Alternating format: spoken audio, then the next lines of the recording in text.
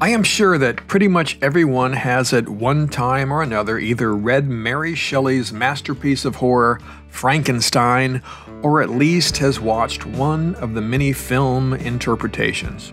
Even back in 1818, this story about a young scientist seeking to unlock the secrets of life and longevity for the betterment of humanity is a warning of the unforeseen consequences that come with every advancement of knowledge. As humans, we have always struggled with the dilemma of change and new ways of thinking. The Greek myth of Prometheus, from which Frankenstein derives much of its inspiration, along with the story of Adam and Eve eating from the tree of knowledge, or good and evil, shows us just how deeply this fear of change is rooted.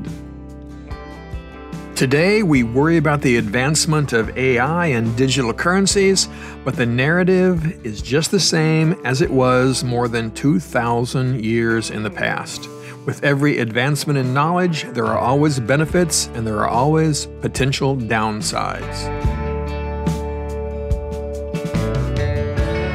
Just look at our cell phone and social media obsessions. Sure, having access to social media has enabled us to reconnect with old friends and share great personal experiences, but it has also provided those who want to find fault with anyone who does not agree with their way of thinking a direct path to validating any belief or behavior, no matter how far-fetched or bizarre.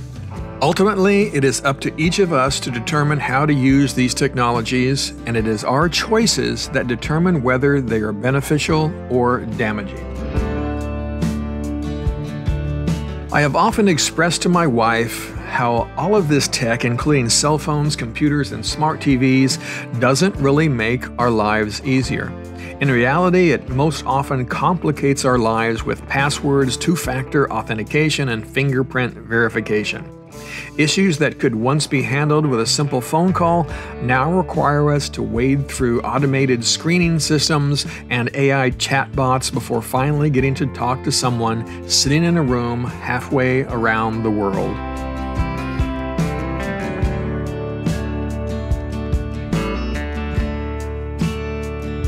Even in the world of motorcycles, we have to deal with the advancement of technology and how it might change the riding experience.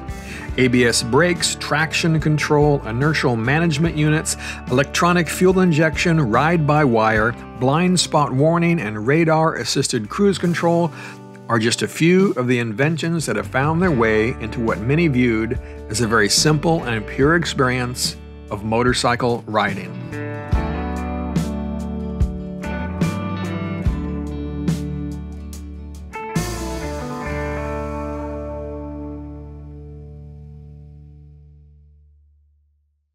Some, including myself, have at one time or another expressed the belief that technology cheapens motorcycling and that it might even create lazier, less proficient motorcyclists.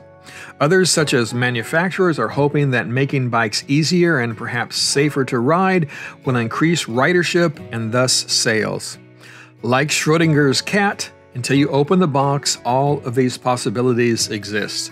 But I suspect that neither of these prognostications will end up being proven true.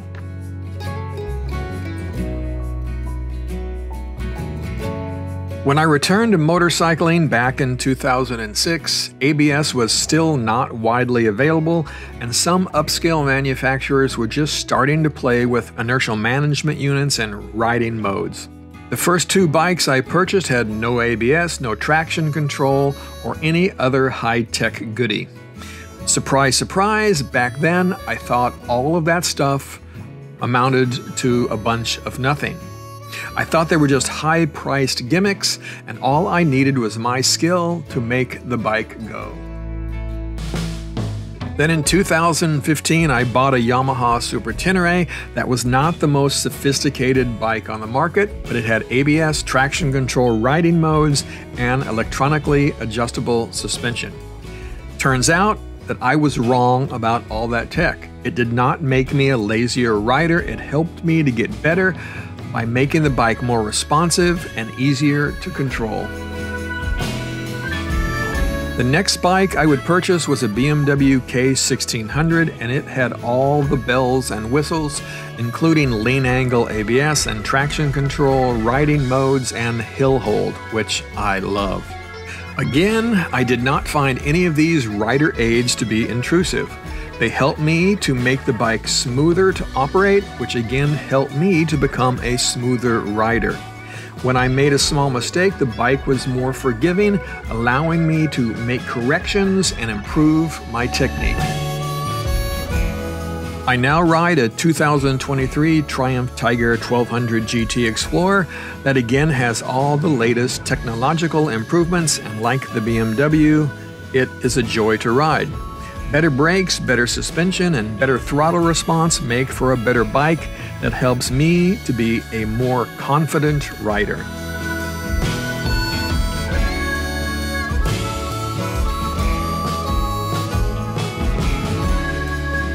Now, with that said, I don't think all improvements are equal. Ride modes, for example, are kind of gimmicky in my opinion. I mean, come on, I am not going to pull over just because it's raining and switch to rain mode. I can handle a bit of precipitation by slowing down and not twisting the throttle so quickly. On the other hand, I can see how someone would like sport mode over road or touring modes. Like anything, it's all up to how you use it. Another thing I find useless is Bluetooth integration between your bike and cell phone. Again, I'll say, come on, when I'm out experiencing some much needed wind therapy, the last thing I need is to be notified when I get a text message. If I need to make a phone call, then I can stop and pick up the phone. I don't need to be able to dial through my bike's TFT screen. I guess this is where I am truly an old curmudgeon, and I want the experience of riding to be pure and unencumbered. In evaluating my own response to technology, I do find it interesting that when I had bikes with no or low tech, my opinion was that I didn't really need it. But when I finally got a bike to ride with superior equipment, my eyes were opened and suddenly I was all for it.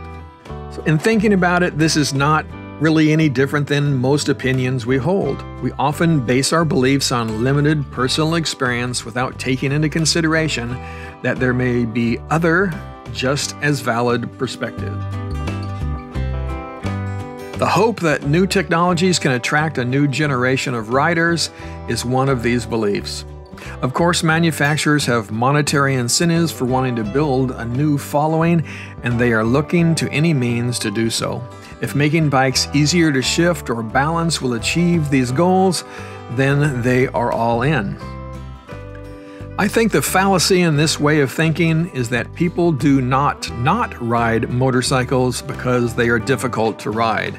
They choose not to ride because it is dangerous, exposes you to the elements, and is not as comfortable as riding in a car.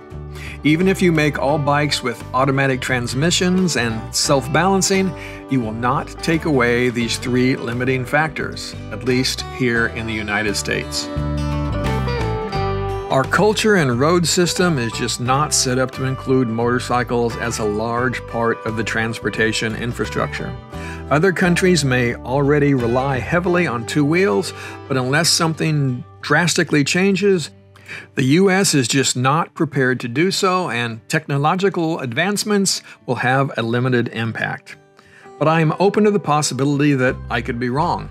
It would be great to have motorcycles become a greater part of the U.S. lifestyle, but I am afraid the reasons they are not have little to do with the bikes themselves or the technology available.